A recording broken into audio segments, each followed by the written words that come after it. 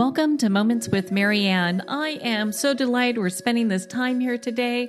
Our first guest is none other than Brandon Webb. He's a former U.S. Navy SEAL sniper, New York Times best-selling author, experimental aircraft pilot, and entrepreneur.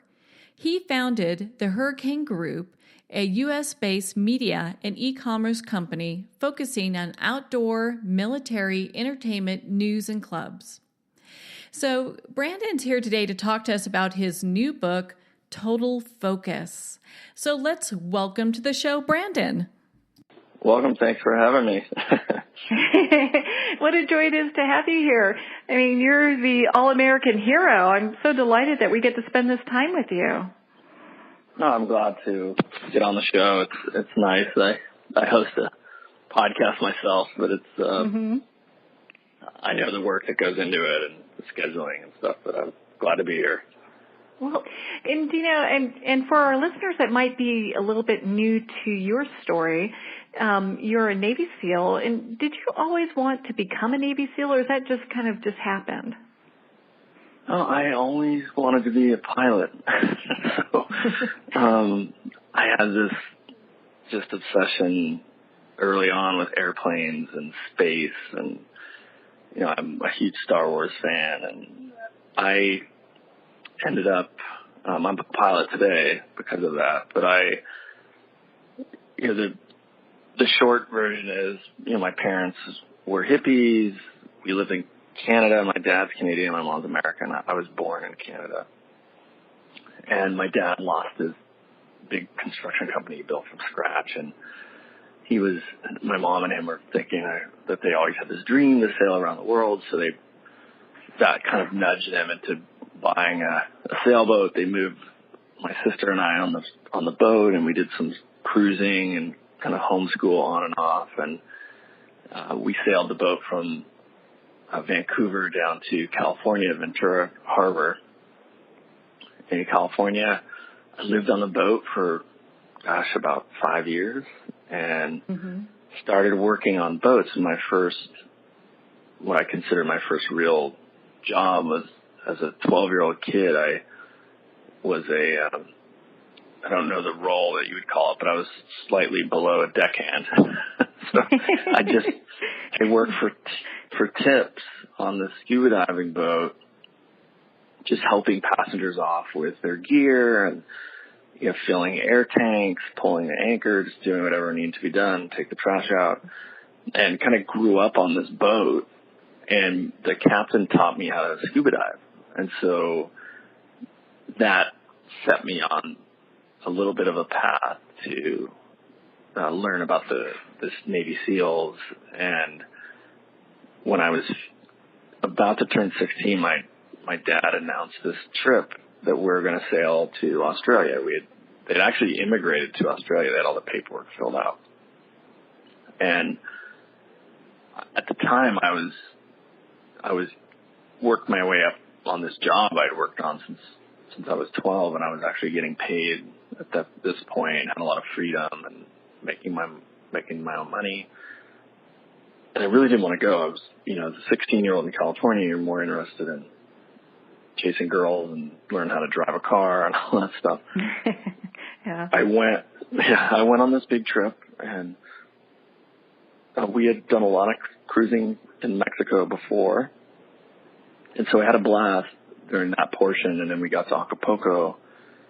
And from Acapulco, we had planned to make this big passage over to the South Pacific, and the island chain is called the Marquesas Islands. It's in French Polynesia. Then you have, as you continue to go that direction, you have the Tuamotus, which are these atolls where they did a lot of nuclear testing. The French did back when that stuff was going on. And then the next island chain is the Society Islands, which is Tahiti, Bora Bora, Moorea. And at this point, my dad and I were at each other's throats. Like we started to argue over everything. Oh. And I was 16 and had a chip on my shoulder, but had all this boating experience and diving experience, and talking about it with my mom years later. She said it was like having two captains on the boat. It was just very stressful. And she said the irony is you knew a lot and were right on a lot of topics, mostly related to how to anchor properly. And so anyway, my first real lesson in life was that there can be only one captain on the ship, because he asked me to leave home in Tahiti. And so, I realized there's only room for one captain on the ship. So I left home at 16 and sailed back to Hawaii. I found a boat that needed help sailing back and put myself through high school. I'd finished my junior year already, so I just had one more year to go. But put myself through school and I learned about the Navy SEALs, and for me, I had really good mentors on the scuba diving boat I worked on. The captains and the other deckhands and the owner really provided a lot of guidance and mentorship for me. But off the boat, my friends around the harbor, a couple of them really took a turn for the worse and started getting into heavy drug issues, and I thankfully had a good enough head on my shoulders at that time in my life. I was probably 17, and I said, you know what, I need to make a change and get out of this environment.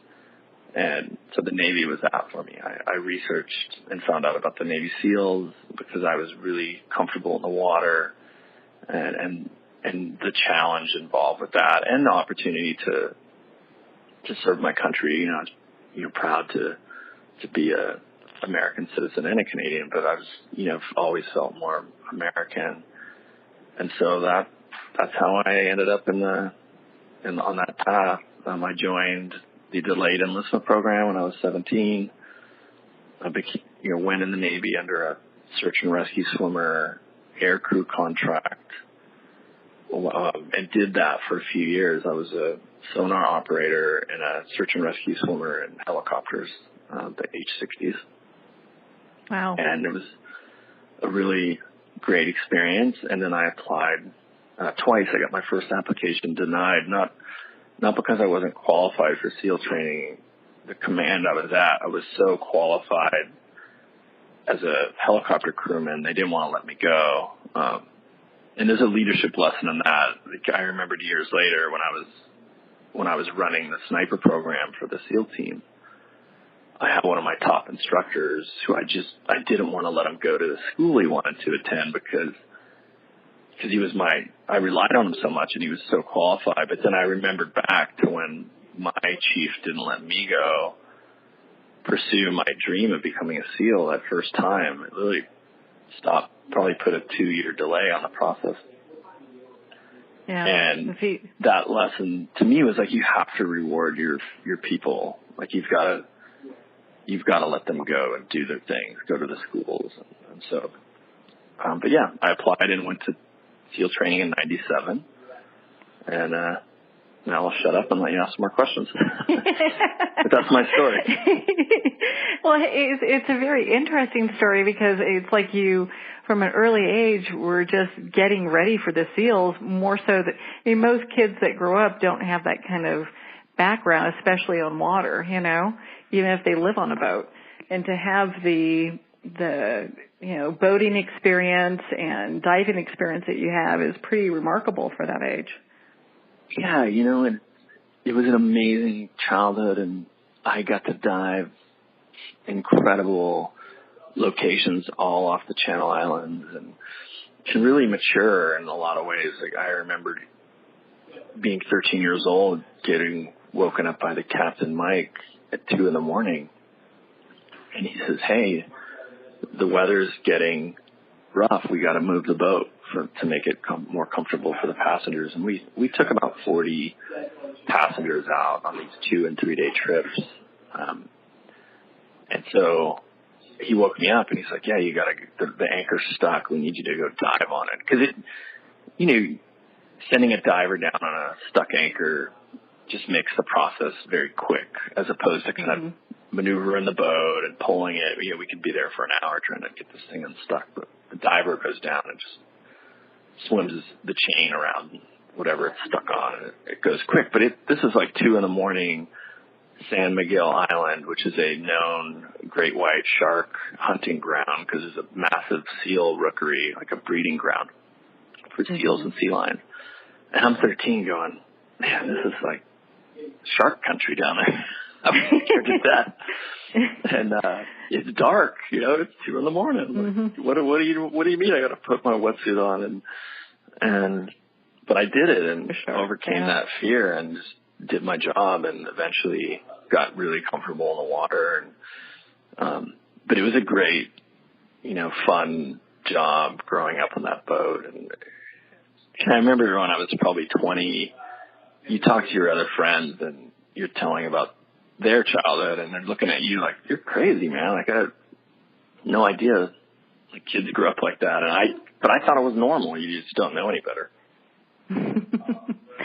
Yeah, I grew up near water, but not quite like you did.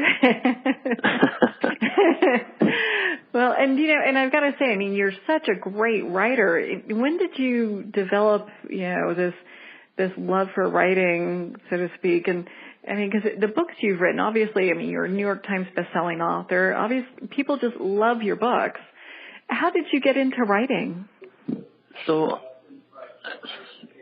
it's a great question, and I think of myself today as I run a media business and I write on the side.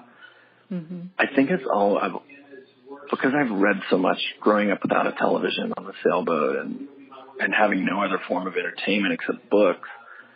I've always had these story ideas floating around in my head ever since I can remember. And then when I got out of the military, my parents were both entrepreneurs, very entrepreneurial, built businesses, sold them, lost them, built them back up again. Restaurants to development companies. So my mom was actually in coffee and tea manufacturing with her partner, and they just sold that business. So I always wanted to be an entrepreneur. So I got out. I lost my first business. I lost my entire life savings. Wife divorced me soon after that.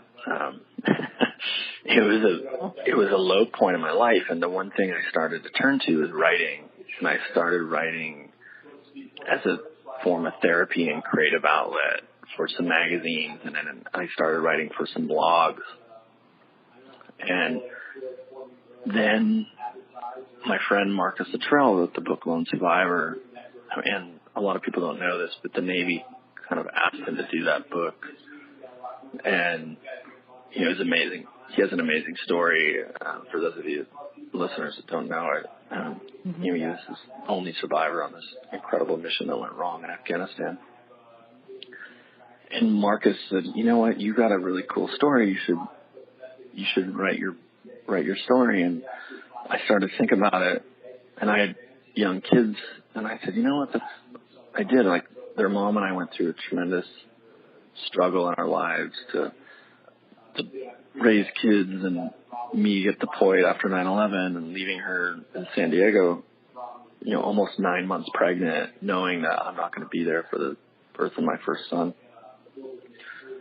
And so I decided to write a book about my childhood and experiences and a way to pass on these lessons learned to my own kids and to really document that time and their lives with them, and their mom is an amazing woman. We get along very well to this day, but, so that's kind of what nudged me to do the first book. And, the Navy SEALs have become widely known in America, but when I was pitching this book, they were like, this other book did okay, Lone Survivor, but we just don't know, how this category is going to develop. And I got turned down by a bunch of publishers, and St. Martin's Press finally took a gamble on me. And I remember I joke with my editor, Mark, today, because they really wanted, all these combat action books. They wanted to focus on the combat and this and that. And they said, "Hey, your book talks about your childhood and all this stuff. We'd really rather not talk about that. Just focus on the combat." And I said, I was thinking to myself, I'm like, all right, I'm just going to tell them whatever they want to hear so I can sell this book, and I'm going to write the book that I want, which is what I did. And it's ask for just, forgiveness later, right? yeah. I said, you know what, if they don't like it, they don't like it. But fortunately, Mark Resnick really loved it, and my instinct was right that people, I had a lot of people, just friends and loose acquaintances, always ask me, like, what's it like before the SEAL stuff? What was it like? Like, what was your childhood like? So I think there was a lot of curiosity by the general public, like what kind of characters go on to become Navy SEALs. Mm-hmm. And so I put that big part of my book is growing up and entering the SEAL teams and all those lessons learned on the way. And so that got me into writing, and I started hosting a blog for military.com. And when you blog and have to write every day, you get really, really good, or I guess you get bad. Fortunately, I had just so much practice, and I say that because I go and look at some of my earlier stuff, and I'm like, oh gosh, I can't believe I wish I could take that back. And the funny thing about blogging is it's all on the internet. Yeah, and it's there forever. Yeah, it's there forever. I'm friends with James Altucher. He's kind of a genius finance guy, and he was like, yeah, he wrote all these books, but he typed them out and printed them, and they're not on the internet. And he's like, yeah, I wrote so much, and I was like, man, I wish my stuff was locked away in some shoebox, but it's not. It's on the internet.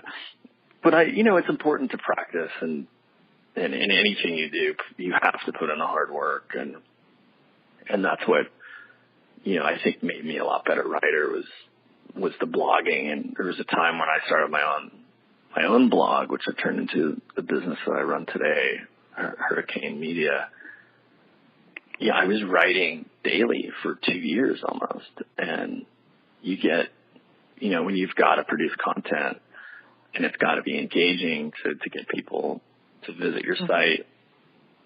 That period, I think, really made me a better writer. Plus, my first agent, Margaret, because I was writing a memoir, she said, look, I want you to work with this guy, John, because, stuff that will seem boring to you in your childhood will be fascinating to other people. So I want you to work with John. And I'd written most of the Red Circle, but so I was a little hesitant. I'm like, I'm a Navy SEAL, I can do it all. But yeah, you guys usually can. That decision was the right one to make, and John and I have now formed this partnership of over, we've been together since 2012 or 5 years. And John is an amazing writer.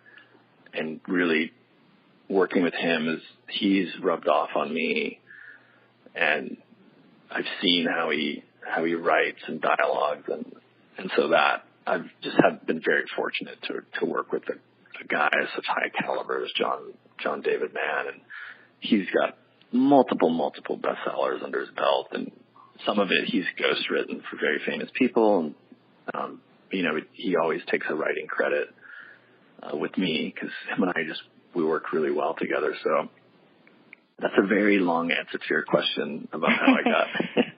Well, but I like hearing about that, because I through Bob Burke, who John, they wrote The Go-Giver. I know them, kind of well. And so, it's nice to hear how these stories develop and how people get to the place that they get in life. And what's really interesting, your book, Total Focus, is phenomenal. And there's so much in it. And I think a lot of times people are like, gosh, how can I be better at life or better in business? And your experience, everything that's brought you to this point, really, your entrepreneur experience, being with the Navy SEALs, writing, having your own media company. I mean, all of that really has gotten you to the point where you really know your stuff when it comes to business. And I think Total Focus is a perfect book for that. Because sometimes people get a little off track. They're like, well, where do I even start, And it's just kind of very detailed. Okay, this is what you do. So, I mean, when you started writing this book, were you thinking, gosh, we're going to put out a business book that can really kind of help people, as far as being able to, use some relatable skills from what I've learned in the Navy SEALs in business? That was a big part of it. I belong to an organization called the Entrepreneurs Organization. It's 12,000 members globally. We have a New York chapter, and you have to belong. You have to pass a background check. You have to be doing a certain amount of revenue. The rules of EO are, when we meet in this group of 8 monthly, and it's called a forum. Mm-hmm. And one of the big rules is you cannot give advice. You can share experiences only. And my philosophy is, Total Focus comes from a place of experience, and my people, including myself, that have gotten out there and done stuff, made mistakes, fallen flat on our faces, but we're doers in the world. And so, the idea is, this book it's almost like we say in EO about this not being able to give advice to people. I think the readers, the answers are in all of us. And I'm hoping that this book, by providing, real world experience shares of the good, the bad, and the ugly, will help people kind of push away the haze or fog and let them find that answer themselves, which is inside all of us. And that's what I wanted to do. I didn't want to write a book that was like, do X, Y, and Z and make $1 million in 12 months on Amazon. This was, coming from a place of vulnerability and experience, and I'm a doer. Like, I will execute. If I have a plan or a goal, I will execute against it, and I may trip and fall, but I'll get right back up again. It's funny, my friend Kamal Ravikant, who's featured in the book, he's like, we have this funny joke, like, what's your superpower? And he's like, your superpower is getting shit done. So I take that as a compliment. That is actually a really good superpower. Yeah. That's what he said. He's not flying down, so, getting shit done is the next best one, right? Yeah, and Kamal, he's a close friend, but it's such a compliment because he runs a tech venture capital fund, and he's like, I hear people all the time with these brilliant ideas, but he's like, it's different when you can actually execute against it. So I take it as a compliment that comes from Kamal. But yeah, I'm glad to hear you like the book, and I think it will be helpful and a contribution to this category of book, whether it's parenting, business, or upper management. I think there's a lot of really great lessons learned and experience shares in this book that'll help people. And throughout history, we learn as a society by storytelling. And so, I hope people really enjoy the Total Focus. Oh, I'm sure they will, without a doubt. I mean, I could see where it would just have relatable stuff. I mean, I've been in business for 14 years myself, and I just blundered my way through the first couple of years and, had a pure determination made it happen, Yeah, it's not for the faint of heart. Well, and, especially I have a lot of respect for women entrepreneurs, because you guys have to deal with a whole other set of bullshit that men don't have to. And I know that from, my mom, who I look up to, listening to the stories. I'm like, really? Like, you got treated that way? And it's just a lot of respect to the woman entrepreneur out there. Well, hey, thanks. I mean, it's interesting how things happen. And but I think as a society, we're kind of hopefully progressing beyond some of that stuff, or at least having better comebacks to I it. agree. You know. Yeah, no, we're definitely getting into a better place. Without a doubt. So, you know, I do want to take a couple minutes and talk about the business that you do, Hurricane Group. So what are you guys all involved in over there? I'd love to hear more about that. Sure. So, you know, we started as a digital publishing company, so that we had several websites, a news site run by veterans. We have a gear review site that's all like military, you know, experts, you know, telling you what the best camping equipment is, like from a stove to a tent. And we started with a few websites, and we grew that into military aviation.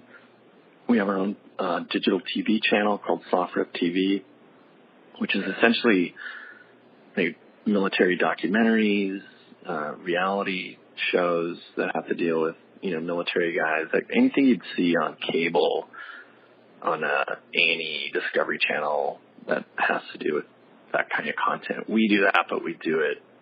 We produce it ourselves.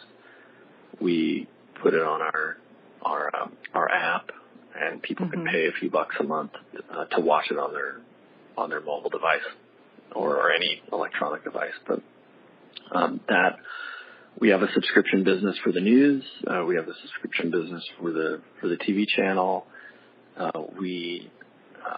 Our news channel is a subscriber news channel, and we've gotten a lot of new subscribers because we really try and, you know, our area of expertise when it comes to news is foreign policy, domestic security, and we do some military news.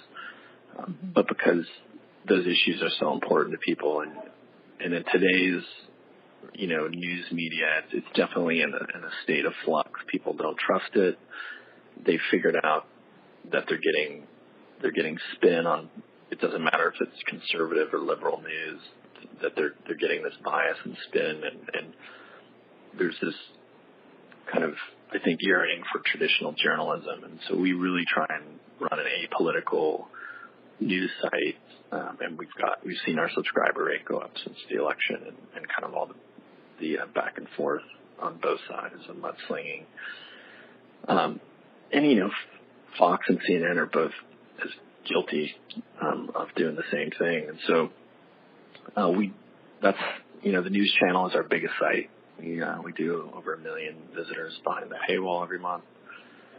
And about a year and a half ago, we decided to launch an e-commerce business because a lot of our audience, mostly guys, they were asking us, hey, I read this blog or a post you guys did on your gear review site called The Loadout Room, but, you know, what flashlight should I buy? What knife should I buy? So we decided to get into the products business, like e-commerce business, and we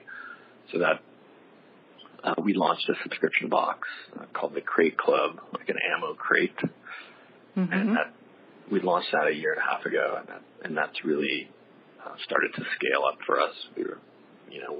We'll ship over 25,000 boxes a month by the end of the year this year. So we have a warehouse in Jersey, and now we launched the clubs this June in Europe. So we have a distribution center over there. So that's been an exciting part of our business. And then, of course, I write the books on the side. But as we talked about earlier, I get to create a lot. I'm the CEO, but I'm also the content, head content guy. That's my strength. And so we're able to produce our first documentary. We did an indie documentary about 5 special ops vets that use the outdoors as a form of therapy, and the whole premise is thrills before pills. The VA is a very, their method of dealing with stuff is to medicate and kind of treat veterans as victims. And our message was, look, there's alternative therapies out there, the outdoors being a big one.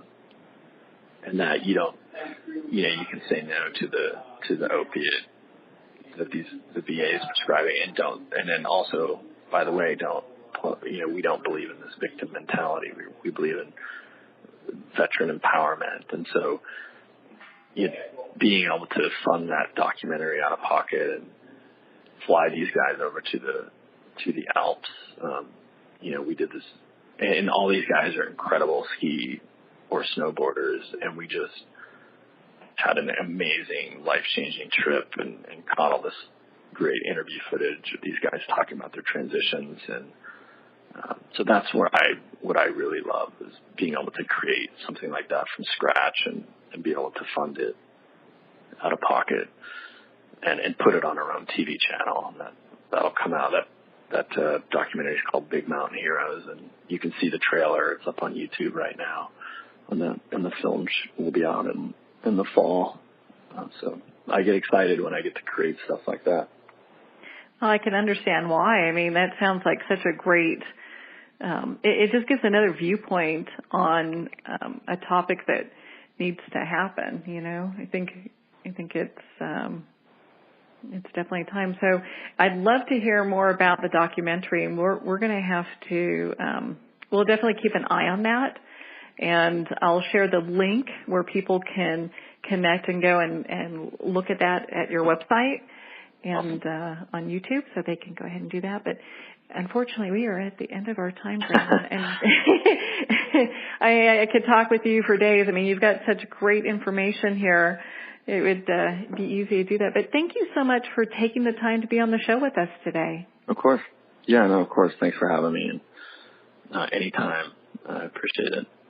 Yeah, and then where can our listeners connect with you and be part of your community? So I have everything on my author site, and that's BrandonTylerWebb.com. I have a newsletter, but all my social media and books and what I do day to day lives on that site, so they can kind of find everything from there. And then everything from there. Hurricane.media has the rest, has all our different websites and our gear club for men. All that stuff is on hurricane.media. Perfect.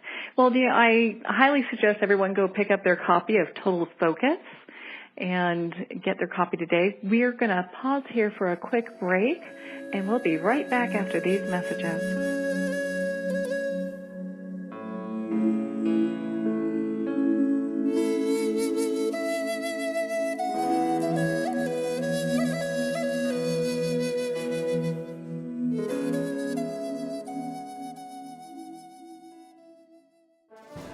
Internationally recognized and award-winning author Judy Goodman works and teaches outside the box of limited thinking. Working with people from every walk of life, her goal is to empower you to be the best you can be, no matter what the challenge is. Born with the gift of seeing beyond our normal vision, she has an extraordinary gift of working with every challenge. Teaching beyond conventional wisdom, her work is described as life-changing. Visit JudyGoodman.com. That's JudyGoodman.com.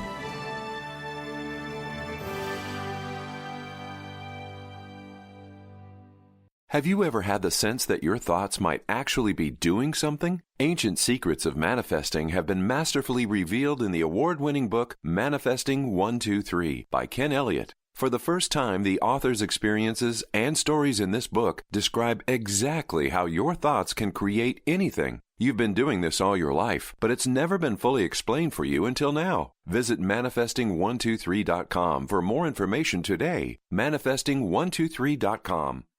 Ben Wexler is a gifted leadership development and strategy consultant for professionals who want to transform their organizations and careers. Through a uniquely personalized set of processes, participants discover their unique knowledge, how to leverage that knowledge and experience, and then put it all together with a global strategy. You're more valuable, your organization is more valuable, and the change is viral. Contact Ben at 630-881-1074. 630-881-1074. This is Jennifer McGill. My highly anticipated new album, Unbreakable, is now available at jennifermcgill.com. Everything from power ballads to high-energy jam-out-in-your-car songs. I used my highest joys and deepest pains to create empowering songs of love, strength, healing, and restoration so that you can be unbreakable too. Get your copy of Unbreakable today from jennifermcgill.com. Because who doesn't want to be unbreakable?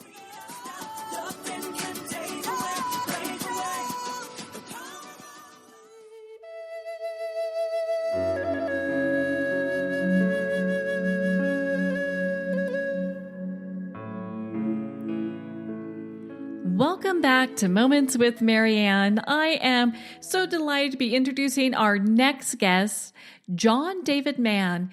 He is an award-winning author whose writings have earned the Nautilus Award, among many other accolades, and his books are published in more than 24 languages and have sold over 2 million copies. So John is the co-author of Total Focus, and he's here today to talk to us not just about Total Focus, but also some other of his literary works. So let's welcome to the show, John. Hello, Marianne. Great to be here. Oh, what a joy it is to have you here. And gosh, I don't know if we've really had the opportunity to talk about this. I know I've talked about this with Bob, but your book, The Go-Giver, made a huge impact on my business when I first got into business, when I first became self-employed. And so I really have to give you lots of kudos, because if it wasn't for you and Bob's book, The Go-Giver, I probably wouldn't have developed my business in the way that it did, and it was highly successful. So thank you for all the great work you do. I have to confess, I love hearing that. That's wonderful. Thank you so much. That's great.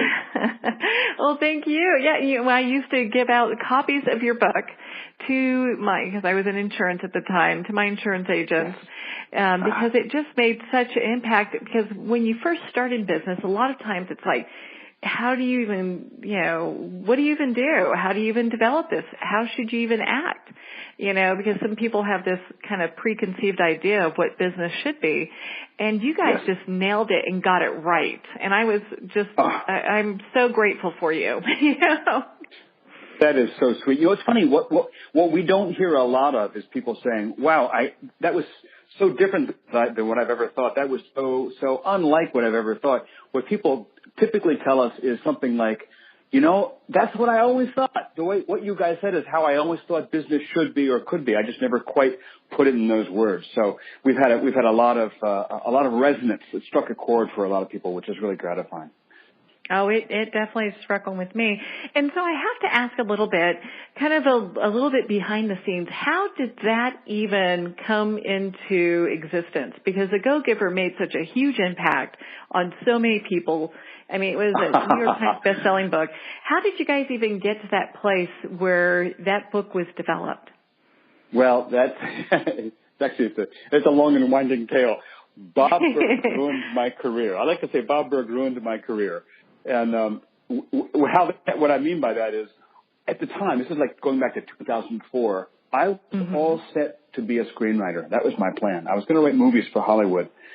I have no idea. We'll never know if that actually would have been successful or not. It's a really tough thing to break into. But that was what I was planning to do when my friend Bob came along and said, hey, listen, I'd like you to write this book with me. I have this idea for a book. I've done some sketches, some drafts, but this isn't the kind of thing I write. I need you to write with me. And honestly, Marianne, I didn't see it. First of all, it was a distraction. It was an annoyance. It was like I had stuff to do. I was on my way to Hollywood. I didn't have time to write a book with somebody. And I couldn't quite see this book working and being a success. I don't know why. I couldn't quite visualize it. But I knew Bob. And Bob was a good friend, and I loved the guy. I trusted him. And I told my wife, who was then my fiancée, I said, it's Bob. So I've got to at least, give it a listen. So, we talked about it. My wife and I went down and visited him in Florida, and we spent an afternoon kind of chatting about it and turning some ideas over.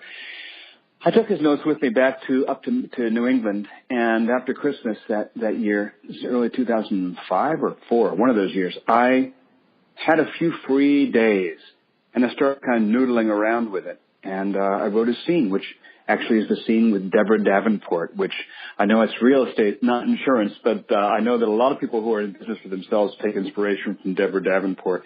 I wrote that scene, and I was hooked. I was in love with the idea of this book. I could feel it working. So I got really excited, and I emailed Bob and said, man, this is great. Let's do this. And we wrote it in 6 weeks. I mean, we just went boom, boom, boom, boom, boom, boom, got that thing done. Now, we wrote it in 6 weeks, but it took almost 2 years to get published.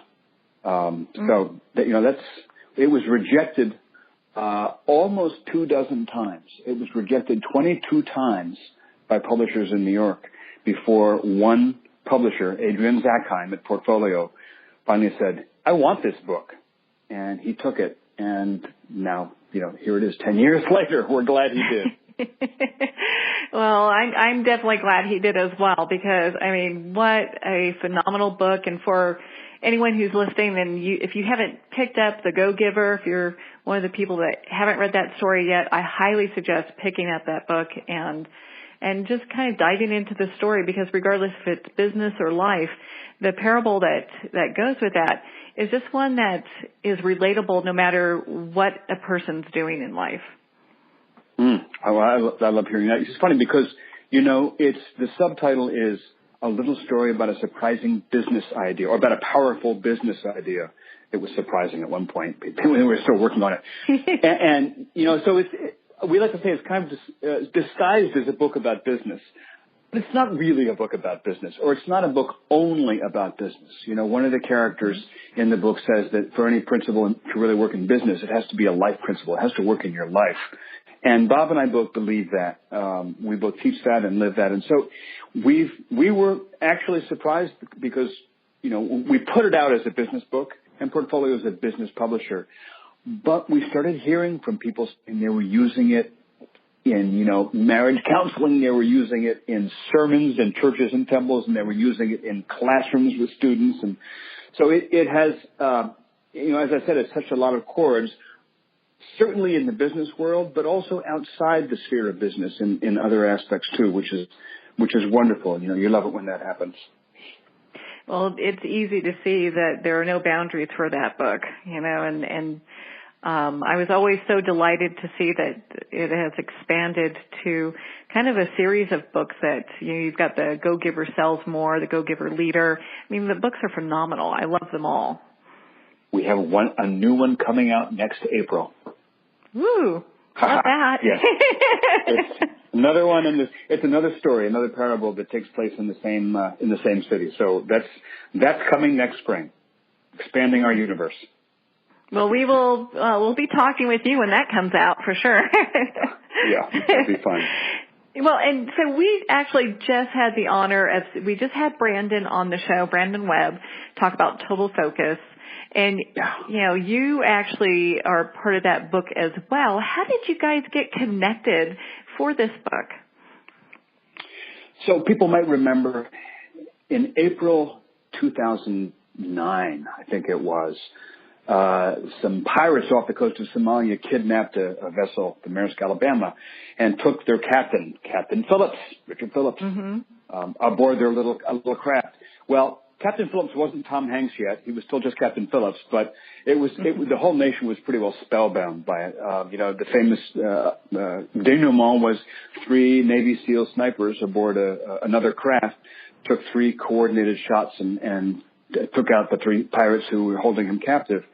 And everybody was just fascinated with this. It was at a time when the nation was feeling pretty beleaguered. We'd just been through sort of into a financial crash, and our economy was in tatters globally as well as domestically, and everybody was feeling pretty blue about ourselves. And this thing just captivated people's imagination. My literary agent was watching television, and she was watching a CNN, I think it was Anderson Cooper or Don Lemon, was interviewing a Navy SEAL who had taught the SEAL sniper course and who had trained snipers like these, and was explaining what their training would have been like and how they could do this superhuman feat and so forth. And my agent turned to her sister, who was watching TV with her, and pointed at the screen and said, "See that guy?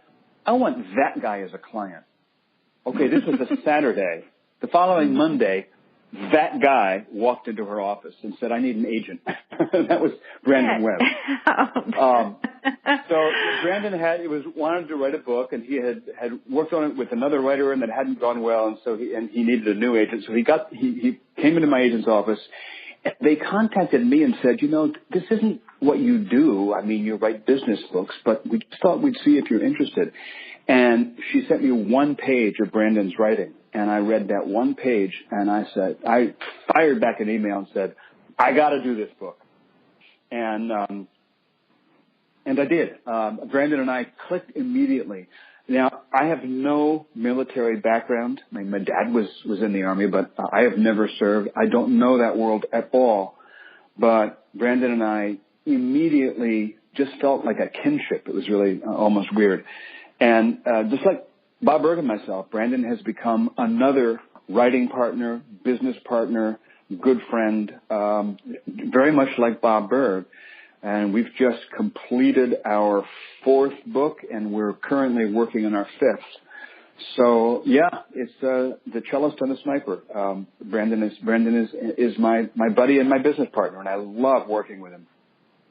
So that first book that you guys worked on, was that The Killing School, the New York Times bestselling? Yeah. No. So not that one. The first book was Brandon's memoir. It was called The Red Circle, and it's really the story of his childhood and then his whole SEAL training. It goes through the whole training and all the way through Afghanistan. His platoon was one of the first platoons with boots on the ground after 9/11 in Afghanistan, and it goes through that and then coming back and developing the sniper course. Then the second book was another memoir called Among Heroes, which is the story of 8 SEALs whom Brandon has known. All of them have died in the course of the last decade and a half. So it's a very poignant book. It sounds very sad. It is sad, but it's also really quite powerful. I interviewed a lot of family members and team members and partners and siblings and children and so forth for that book. The third book was the book you mentioned, The Killing School. A nice, gentle, benign title, right? The Killing School is the story of 4 different special operations snipers, a SEAL, a Marine sniper, an Army Ranger, Nick Irving, and a Canadian infantry sniper who at that time, well, I won't go into the details. Anyway, these 4 guys, it traces their whole history from childhood through their exploits in the field. Which was a hair-raising, incredible book to write. And then this book that you and Brandon talked about, Total Focus, is our 4th, and we're out of the military now. That's a book about business. It takes principles Brandon learned in the field of special operations, in the service, in the military, and how he's learned to apply those 7 principles in the sphere of business as an entrepreneur. In doing that, I watched him do this because when The Red Circle came out in 2012, Brandon called me one day and said, I got this idea for a website. That was in the beginning of 2012. 5 years later, his idea for a website was a business valued at over $100 million. I've watched him take this business from the germ of an idea to a media empire is what he's created, all through the principles that we described in that book. So that's been just an amazing journey as well. In talking with Brandon, I was actually, you could see the parallels that having that skill and the teamwork and also the just their constant education that the Navy SEALs do, their constant training, how that really had parallels for, the business world and how people can use it. It's so true. It's so true. It's funny because you think about snipers, you think about marksmanship, right? But the truth is, we talk about this a lot in the Killing School, that a sniper is first and foremost an intelligence asset. And in fact, 99% of the time, the great majority of the time that a sniper is in the field, they're not shooting the rifle. What they're doing is they're watching, observing. They're doing reconnaissance. They're super trained in the arts of observation, of sketching, of detail, of photography. What they really are is they're intelligence assets. So snipers will be sent way out behind the front lines to scope out what's going on. That's their primary function, not shooting bullets out of rifles. Of course, they've got to be expert marksmen. But the analogy to that in business is this. If you're a CEO or if you're a business owner, yes, you will make critical decisions. You'll write a check. You'll hire. You'll fire. You'll make these critical actions that are analogous to a sniper shooting the rifle. But most of what you do is not that. Most of what a CEO does is watch, observe, understand, and not just in your own field, but in other fields all around you so that you understand what's going on in the world at large. That being a reconnaissance agent, an intelligence asset, that's just as important in being a crack business person as it is in being an expert spec ops sniper. Well, it's easy to see that the training that he's had has really paid off. I mean, he's using his principles, and I mean, he's got this insane business, you know. Yeah.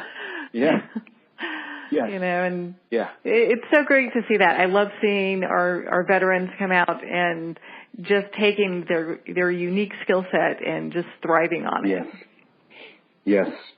Yeah, it's great to see. I mean, another thing that characterizes spec ops people, and by the way, when I say spec ops, that's like special operations, it's Navy SEALs, Army Rangers, Delta, it's Marine, MARSOC. There's every branch of the military has their spec ops units.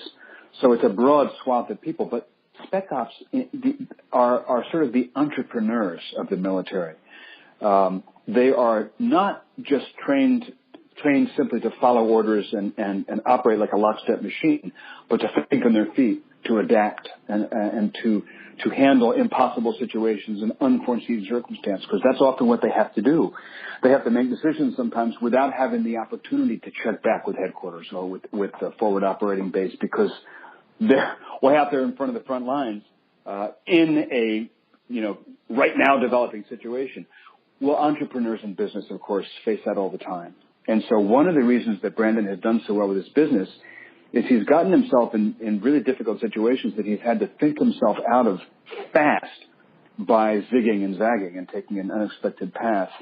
And I've learned from that because, we don't just write books together, we're business partners. So it's really been an education for me working in the trenches with a spec ops sniper in my writing business. Oh, I could imagine. I mean, I don't know personally. I mean, my father was in the Marines, kind of like your dad in service. I've never served personally. Yes. But, I mean, to work with somebody who has that kind of, skill set, that's phenomenal, Yeah, it's really fascinating. Oh. And of course, the whole total focus is to impart that to the reader. We believe it's a DNA that can be taught. He has principles in there that were easy to apply.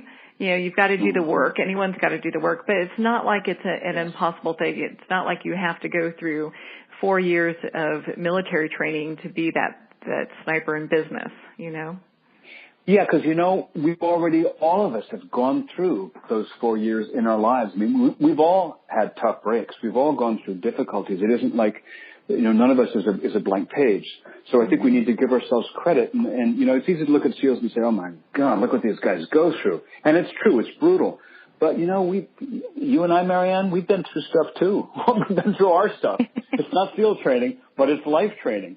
And what the book aims to do is to show us how we can use the experiences of our life to really harness those 7 principles. So, in all the time that you've been working with Brandon, and of course on Total Focus as well, the new book that's just come out, what are some of the surprising things that you've learned in this working relationship with him?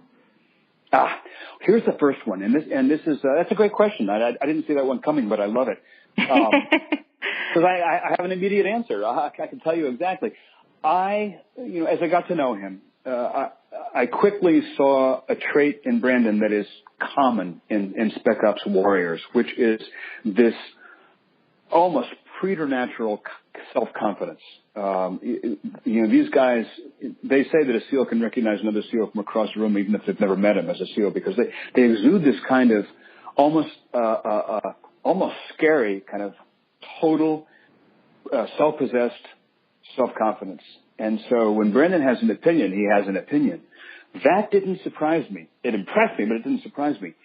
Here's what surprised me was the first time I saw him have a really strong opinion that he very firmly held, and then hear, an agent or a publisher or an editor or somebody else counter that with a whole different point of view and watch him go, and think about that and change his mind. In a word, flexibility. His flexibility and open-mindedness and complete willingness to absolutely change his opinion and to reverse himself on something that he firmly 100% held yesterday, and to today say, you know what, I'm going to totally change that belief because I've got new information. I love that. I personally, Marianne, this has been something I've said for years. I think one of the greatest treasures you can have as an adult, one of the great signposts of adulthood, is the capacity to say, I was wrong. To say, oops, that was my bad. You know what? I screwed up. That was, I completely own that, and I am now going to do this differently. I've known people who, just because of their emotional makeup, maybe, I don't know what it is, just can't admit they were wrong, can't apologize, it's so difficult for them. It's like a clenched fist. And I think the capacity to say, I thought this, but now I realize I didn't have all the information. I'm going to now think that. I admire that tremendously. And that's something I've seen has really served Brandon in business, as well as I'm sure it's been in the field. I'm sure it's saved lives. But it's really important because, we always think we're right and we're often not. Oh, I can attest to that. Yeah. Well, and there's something to be, and there's something to be said about, usually when you see great leaders, they have that flexibility. They have that ability to gain that new information instead of taking it personally and digging their heels into the ground, saying, you know what, with this new information, I need to reassess what I'm doing and make some shifts and changes. Yes. Yeah, and to me, it's a delicate balancing act, and I face this all the time as a writer because I think, one of the things, writing, I don't care what anybody says, I think writing is a difficult thing to do because you're taking something that doesn't exist. You're taking an idea, and you're not even sure what the idea is usually, and you're wrestling it onto paper, squeezing it out through consonants and vowels, and it can be an exhausting and difficult thing to do.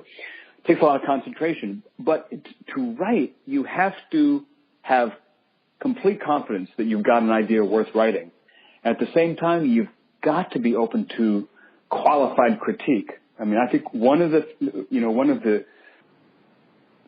most important things or the most common things that stops would-be writers, that smothers potential writers in the cradle, so to speak, is most people start writing, and as soon as they start, they get a sentence or two in, and they're already criticizing themselves. They're already self-editing.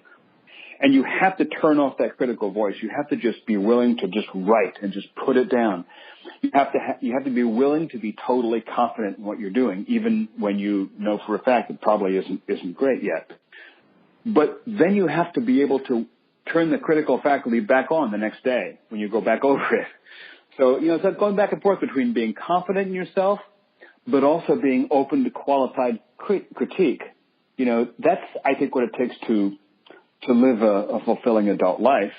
And that's certainly what it takes to run a healthy business, because you don't know all the answers. I don't think we ever will anyway. Yeah. I can see where it's very much a dance.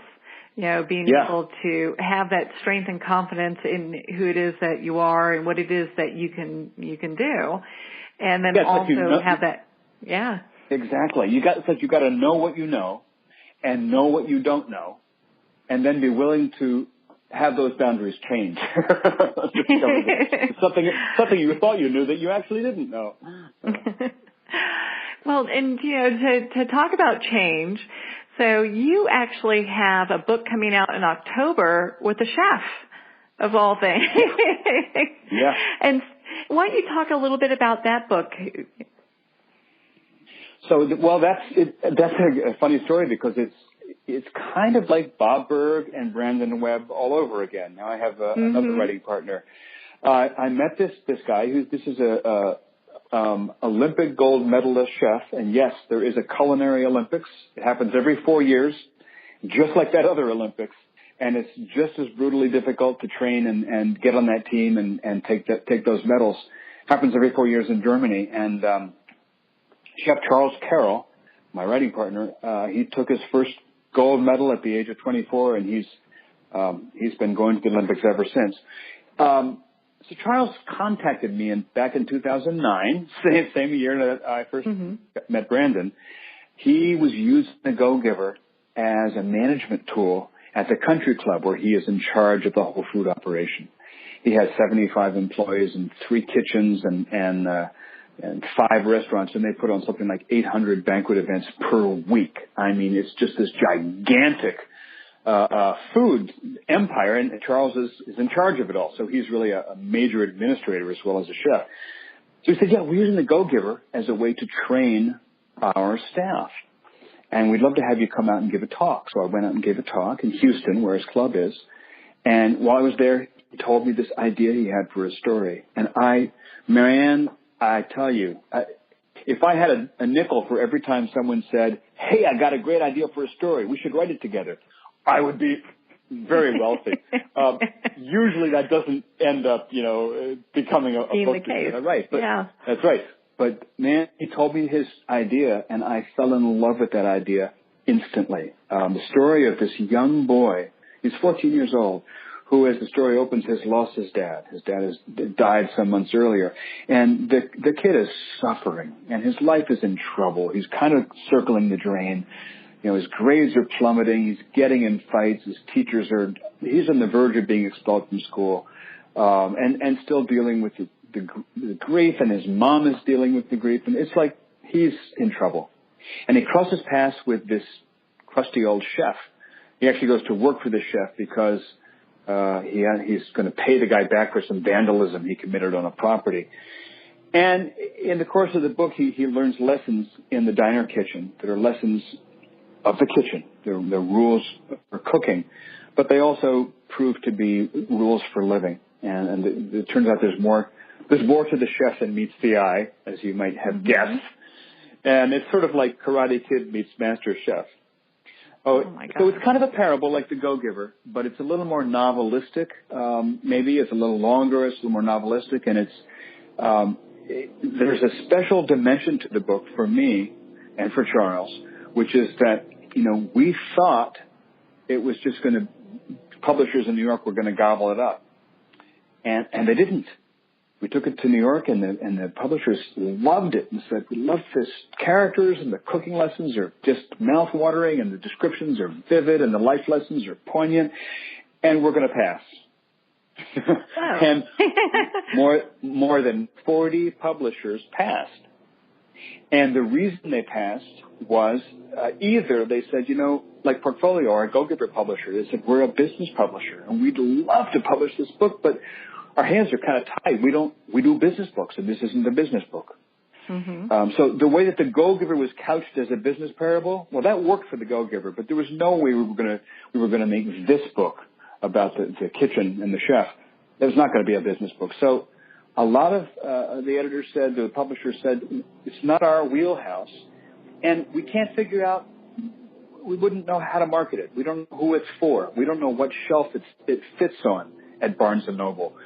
We don't know what category it slots into on the Amazon website. Because publishers are risk averse. When they publish a book, they want to know exactly what category it fits in so they know who their market is. They want their ducks to quack. I get it. They want their ducks to quack. And I don't blame them. I understand it. They're investing money. So here's what Charles and I thought. We thought, I understand their concern, but here's what we believe. We believe that there are people out there who love to learn about personal growth, about self-improvement and leadership, and who love food, who love food, and maybe watch the Food Network. You know, they watch Beat Bobby Flay or Iron Chef or Chopped or whatever, or Master Chef or Top Chef, and they love their foodies. And we see that there is actually not just a few of those people, but hundreds of thousands of them who will love this book. It's like personal growth meets great food. The question is, can Charles and I reach those people? Can they find us? Can we find them? And that's our entrepreneurial challenge. Can we, without a publisher, without a marketing arm, just on our own, publish a book ourselves? We started our own publishing house, and so we're publishing the book through our own house, Austin David Books. This is our first book in that house, and will this work? Marianne, you are on the edge of your seat, so am I. We'll find out. We don't know. It's an experiment. I'm going to bet money it will. Kind of, I'm sure, this is just such a fabulous storyline and book. I can't wait to get my hands on the book myself. But with you being involved in it, it's kind of like you've got that little gold touch. No matter what you touch turns to gold. So I'm sure they're going to go flying off the shelves, Well, we've had some really nice early reader response. We got some great endorsements from famous people, but my favorite endorsement so far is from a reader in New Jersey who wrote me one day a message, and the message went as follows: OMG, just finished it. Tears, in tears, snot pouring out my nose, no tissues, everyone on the beach staring at me, # I love this book. I think that's the best endorsement I've ever read. I would have to agree with you on that. Well, we're gonna make sure that everyone has a link to the book where they can get the Kindle and definitely their hardcover book and purchase that when it's available in October. Because I can't wait to get my hands on it. Well, let's say the title. It is called The Recipe. Oh, yep. You got to have the title. In fact, there are in the back of the book. There's 14 recipes for that are for the dishes that are cooked by the characters in the book. But the recipe itself, it refers to a specific recipe in the story, but also in a larger sense to sort of the recipe for living a great life, for living a fulfilling life. So that's the recipe. That's just beautiful. Well, gosh, John, our time goes so quick, and I'm always so grateful to spend any time with you. And, I'm just, between you and Bob, gosh, Brandon's our all-American hero, but both you and Bob are my heroes. You guys are my business heroes. I love it. I appreciate that. Bob is just the great thing about Bob is he so walks his talk. It's like if you read the Go-Giver books and then you go meet Bob, let me tell you, in person, he's just exactly what you think he is. He's the same person in public and then behind the scenes. And I love that about him. It's so good to meet people like that, and definitely you as well, John. My goodness, it's been so nice. Thank you.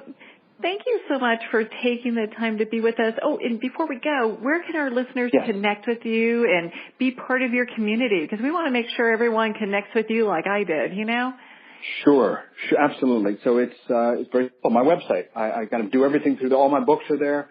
All sources for buying them. You can download sample chapters for free, and my blog is there, which is my writing outlet beside books. My blog is where I practice. So if you want to watch me practice, there's my blog, and it's all at my site, which is John David Mann with 2 N's, johndavidmann.com. Oh. Well, John, thank you so much for taking the time to be on the show with us today. Oh, are you kidding? It is absolutely my pleasure. We will do this again, and I love spending an afternoon here with you. Oh, we will definitely do this again. We're going to make sure we get this on the calendar. Well, that's all the time we have for today. If you'd like to learn more about John David Mann, you can visit his website at johndavidmann.com. And also, Total Focus is available at all major retailers, including Amazon. So I'd like to thank everyone for taking the time to tune in today. You've been listening to Moments with Marianne. And remember, make every moment count.